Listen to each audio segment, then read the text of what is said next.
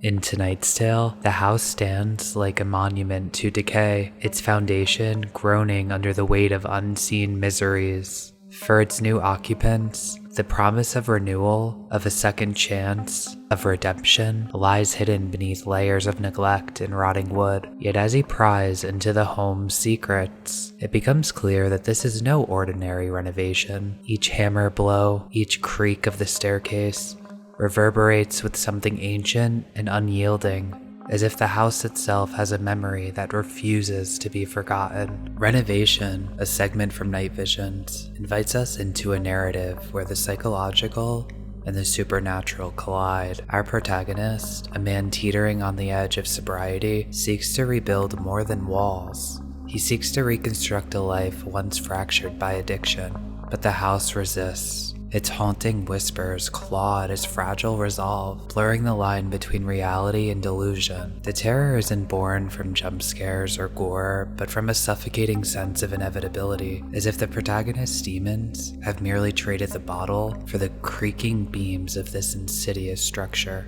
The story unfolds with a sense of oppressive inevitability. The house, in its eerie silence, becomes a character of its own, a symbol of the protagonist's internal decay. Is the haunting real, or is it a manifestation of his faltering psyche? The episode masterfully lures us into this ambiguity, leaving us to question whether the horrors stem from the supernatural or from the shadows of his own mind. Here, the narrative becomes a study in guilt, trauma, and the human capacity for self-destruction, offering an unsettling mirror to those who have grappled with the weight of their pasts. The walls of a suburban house whisper secrets that refuse to be buried. A family moves into their new home, lured by the promise of a fresh start and forgotten burdens. Yet as they peel back layers of wallpaper and scrape away decades of paint, they unearth far more than cracked plaster, glimpses of a horror trapped within the house's architecture.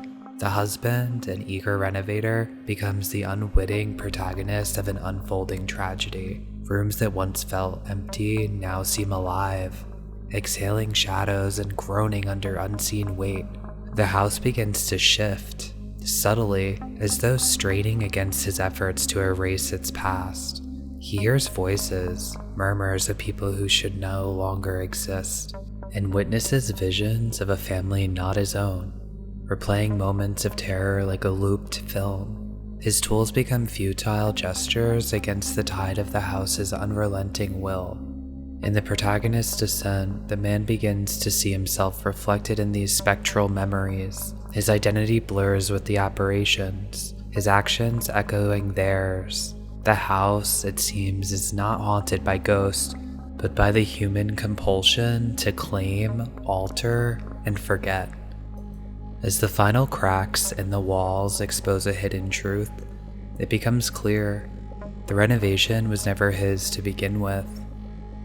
Renovation thrust us into the crumbling corners of reality, where our fears of losing control, our doubts about identity, and the terrifying void between perception and reality starts to bleed together. It's a place where dreams become walls, and walls hold shadows that speak back. So I view this story with the lens that the protagonist's descent into alcoholism isn't a personal failing, but a reflection of his environment's oppressive nature. The house, with its seemingly malevolent force, serves as a metaphor for the triggers that often catalyze relapse in those recovering from addiction. Psychologically, this aligns with the concept of allostatic load, which describes the cumulative burden of chronic stress and its role in mental health deterioration. For the protagonist, the house becomes a physical manifestation of his inner demons, transforming his fight for sobriety into a battle against his supernatural and his psyche. The hallucinations the protagonist experiences blur the line between reality and illusion, a hallmark of psychosis. Carl Jung's idea of the shadow self is particularly relevant here.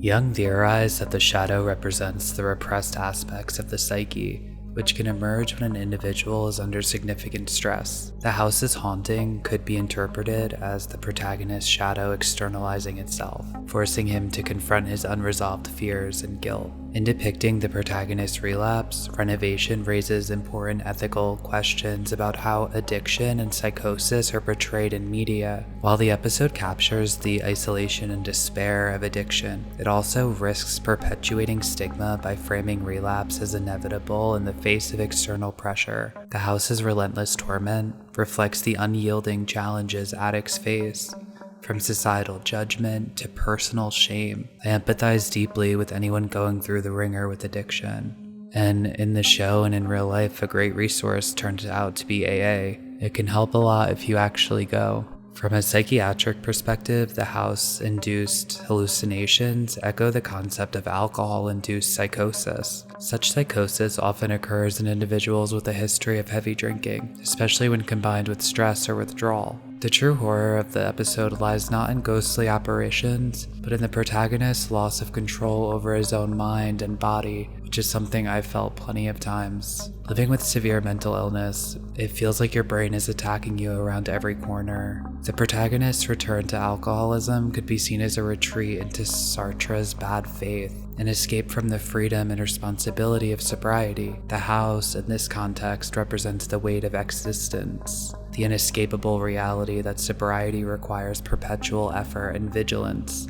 This segment utilizes the unreliable narrator trope. This narrative device invites the viewer to question the nature of reality and the extent to which external events shape the character's behavior versus internal psychological struggles. Comparing this to films like The Shining, this episode underscores the fragility of mental stability when external pressures amplify latent vulnerabilities. The episode's sparse setting, a single, isolated house, enhances its focus on the character's internal unraveling. By limiting external distractions, the narrative compels viewers to confront the protagonist's mind, echoing the claustrophobic intimacy of minimalist horror films like The Lighthouse. This approach intensifies the horror by narrowing the audience's perspective, forcing them to experience the character's paranoia and confusion directly. In Renovation, I'm not going to say this is like The Lighthouse, but the story highlights how environments can exacerbate or alleviate struggles with addiction. The protagonist's relapse into alcoholism underlines the isolating and stigmatizing effects of a world that often fails to address the nuanced needs of those in recovery. One of my favorite assigned readings in college was Johann Hari's Chasing the Scream, which argues that connection rather than punishment or isolation is key to overcoming addiction. The protagonist's solitary experience in the house starkly contrasts with this idea, underscoring how isolation can drive individuals back to harmful coping skills like drinking. While his wife encouraged AA meetings, an even more empathetic approach to addiction would focus on reducing stressors and creating support networks that affirm recovery. For example, encouraging him to go to programs based on harm reduction, such as supervised consumption sites or counseling-led interventions, show promise in helping individuals manage addiction without stigma. Had the protagonist been surrounded by a supportive community or spouse, maybe things would have been a little different. The house's manifestations, hallucinations, and stressors serve as metaphors for real-life triggers such as judgmental social environments or unresolved traumas. The lack of acknowledgement of these triggers reflects society's tendencies to pathologize addiction without addressing its root causes, which most of the time is trauma, or systemic inequality, or mental health challenges. The ethical implications of Renovation lie in its critique of a punitive, judgment-heavy view of addiction. Protagonist's failure to maintain sobriety is framed not as a moral failing, but as a consequence of an unforgiving environment. The narrative implicitly critiques societal attitudes that prioritize shame over understanding.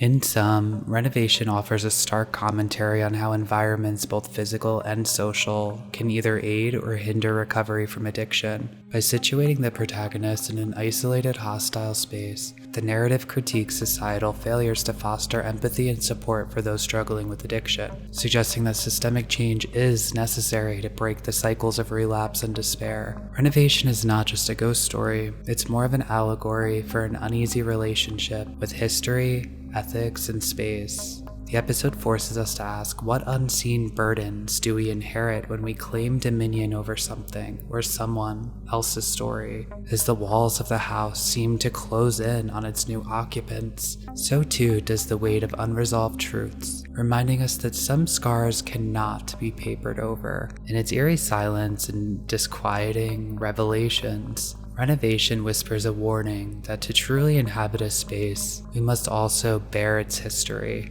Check out this next video next.